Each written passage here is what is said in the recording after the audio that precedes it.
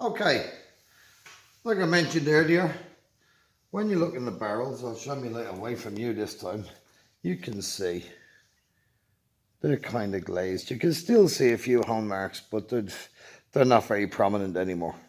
And those home marks, all they do is they just retain a little bit of oil. If you're not building many engines, you don't want to go out and buy a set. If you do, this is all it is. They're just little stones. They're under pressure. With the spring adjuster, I can adjust the pressure that's on these. But all I'm doing is I'm just going to let them spin and just run them up and down the barrel.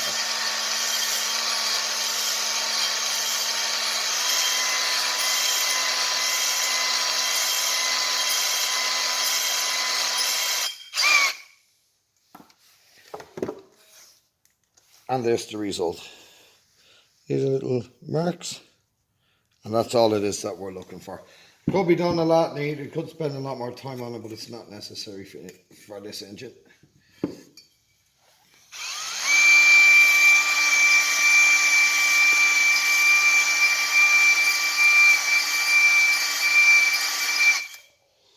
There we have it on the second barrel as well. They're not something you can feel, but they will retain oil.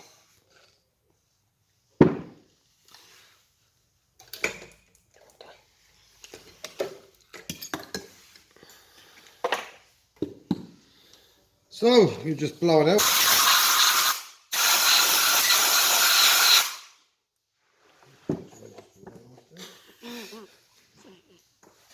Before we go any further, just on some of the race bikes, we do have little plastic pins. And what we're going to do is we're going to pop the plastic pins just into the gudgeon pins. We're just going to sit in the piston. Usually when we use pins, we don't use circlips. The pins just prevent the gudgeon pin from coming out. This engine, when I got it, had these and circlips, so that's what I've done. That's what I've put back in.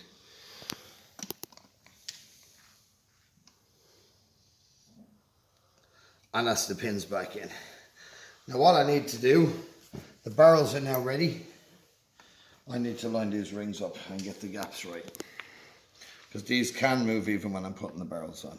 Now they're opposite to each other. The oil ring doesn't really matter, because now what the top ring does is, the top ring is your compression ring. Just want to bring that round to you. The second ring is also a compression ring, and it assists in compression. But what it also does, it's also what we call a sweeper or a scraper ring. Its job, as well as generating compression, which the top ring has, that's its primary job. The secondary job of the second ring is to sweep the cylinder and to keep excessive oil from coming up near the top ring or getting up on top of the piston, hence your engine smoking and you burning oil. So what it does is it actually sweeps the oil back down off the barrel as it's coming down. So it tends to do two jobs. Okay, into our gasket set. I like to grease the gaskets when I'm putting them in. It's very, very helpful to do that if you're going to be splitting the engine again.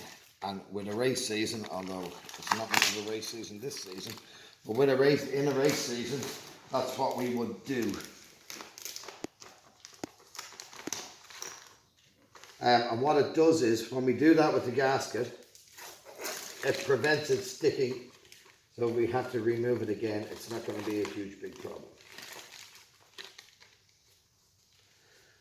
Because we're not using all of the pieces for the road engine, as I said in an earlier video, we also won't be using all of these gaskets, but I'll show you which ones that we are using and which ones we won't be using.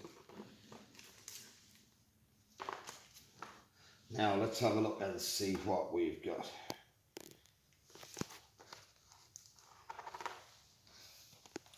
Okay, this is our base gasket,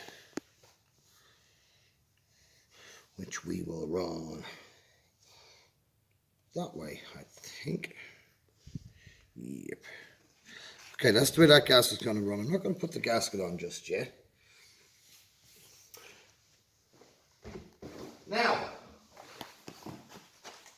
we're doing the gaskets, nice bit of grease.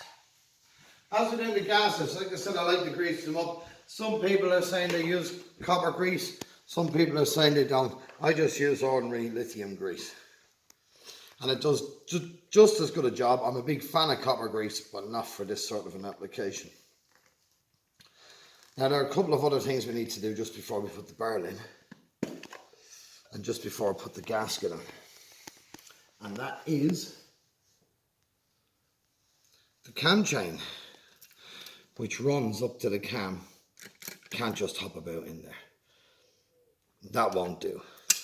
So what we do is we use guides, cam guides. Now this is the front guide, and that just pops inside the barrel. As it comes out the other side, that pin holds it in place. This pin will ultimately rest into this hole here. You can see on the gasket there is space for that to happen. What we also need, which also acts as a guide, is our cam chain tensioner. Now, this is an aftermarket cam chain tensioner. It's held in with a pin, although the pin has these little flat pieces on the side, and that's just to allow the surface of the barrels to sit down on it. So this needs to be inserted. This one is a Teflon cam chain tensioner. It's very, very different to the original one that was in the bike. The original one was in the bike is 2 wheels and the chain will go, but as you can see by them, they do get chewed up quite a bit. This one gives us plenty of tension. And I'll show you when we get to another video how the actual tensioner, the plunger, comes in to hit the back of that and to keep tension on the chain. But that's the cam chain tensioner, and that needs to go in. But we do need to run the chain through this before we put the pins in.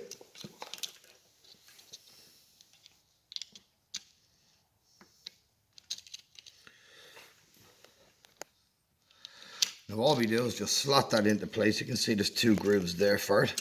Now in order to stop that rotating and so that we get a nice even surface when the barrels come down, the surface of the barrels come down on top of it, we just insert these.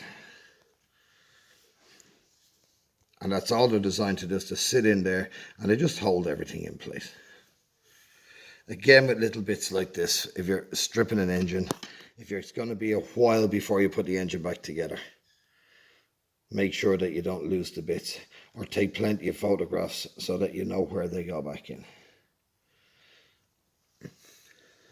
And that's our cam chain tensioner in. I'm just going to put that, just drop that back there for a second. Our guide is in the other bit.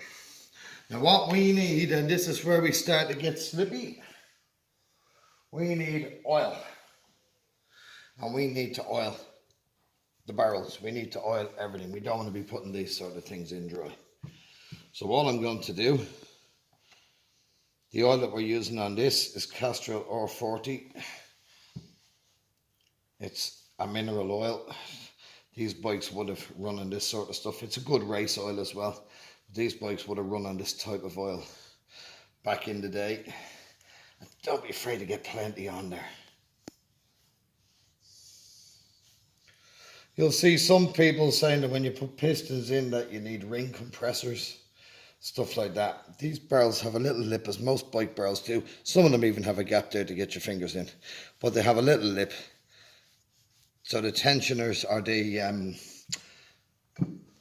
valve, the piston ring compressors aren't really needed on an engine like this. They tend to go in fairly handy, but it's just a little bit fidgety. So look, just to finish off this video for you, just grease up the gasket. You don't need much, just make sure that there's a little bit of grease on it. Now this is not something that you have to do, and I've never seen it in a manual. It's just something that we came across I'm racing circles mainly because we're stripping the bike that often.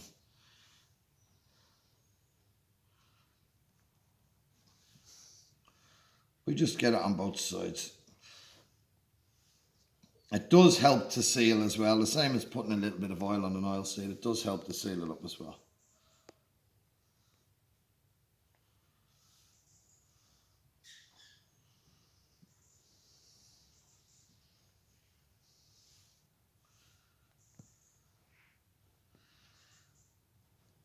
Okay, we're starting to get there now.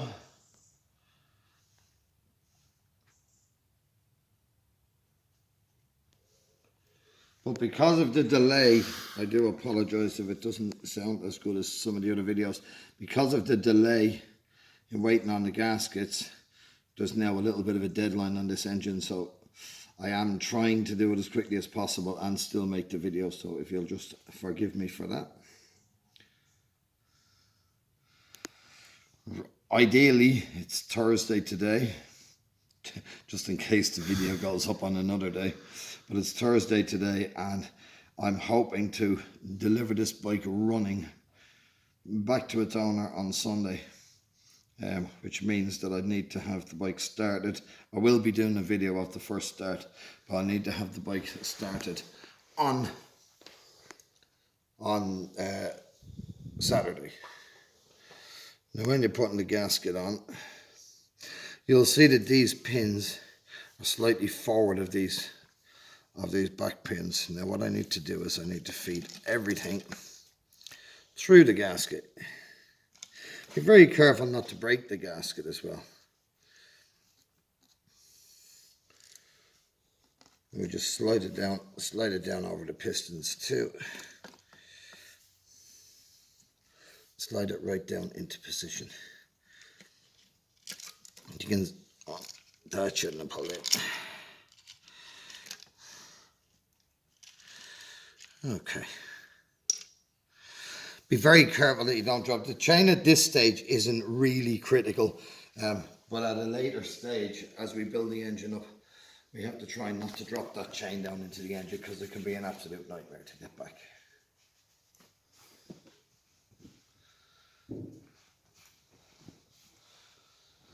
Okay, last piece of the puzzle for tonight anyway. Let's slide the barrels on. Now what I'm going to do is I'm just going to go and get my magnet, because it does help.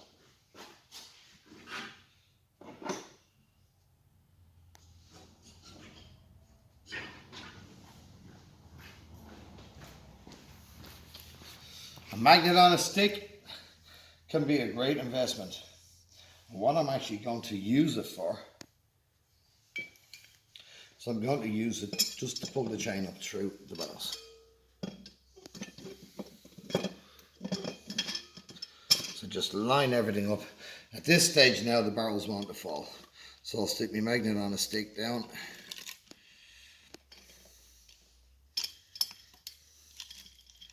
And I'll pull the chain up. Now, Sharon, if you wouldn't mind, just push that chain tensioner inside the barrel, please. That's it. Just so that. Is it in? We're just catching a piston. Okay. Catching a piston, yeah. No, that's fine. What I'm going to do is I'm just going to run a screwdriver through the chain just to stop the chain falling back down. Okay, and now it's time to put the pistons in. Now, this is where we have to be very, very careful.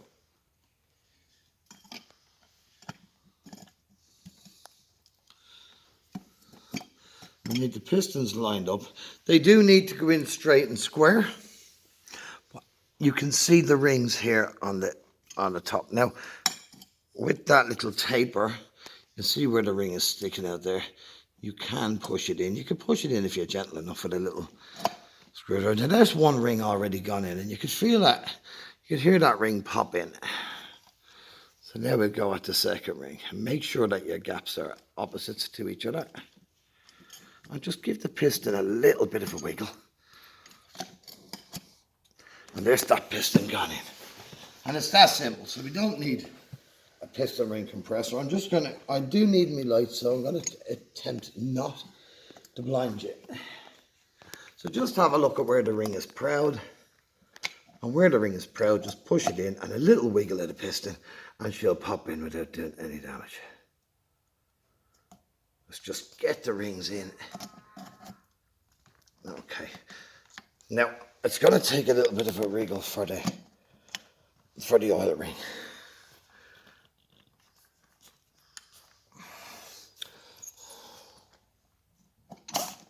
And there we go. There's one in. Right, Sharon, if you wouldn't mind just rotating that engine.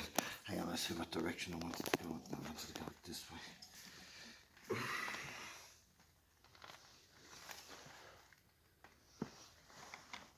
Where do you want it?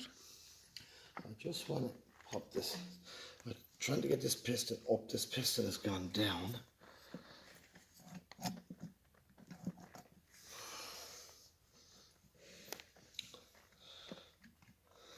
So just have a little bit of patience with this. The oil ring hasn't popped in yet on this one. This piston is in and everything's going fine with it. I'm going to push this one down to get the other one back up. Just so I have a little bit more room to play with it. I'd like to get to at the bottom of it, but I don't want these rings to pop back out of the bottom. No, that's about as far as I'm going to go with that. I should be able to get just a little bit of wriggle room here on this one. Yeah, you can see the ring on this one. You see the ring, Mark? See it? Yeah, okay, that's the oil ring. That means that the second ring hasn't gone in. She's not square. But don't be afraid to wiggle around, just try not to force anything. I might have to pull this piston back out. Oh, hold on, there we go, she's straightened up now. And there we go. Yeah. Now we have to make sure that everything lines up, and there she is snapped down. Okay,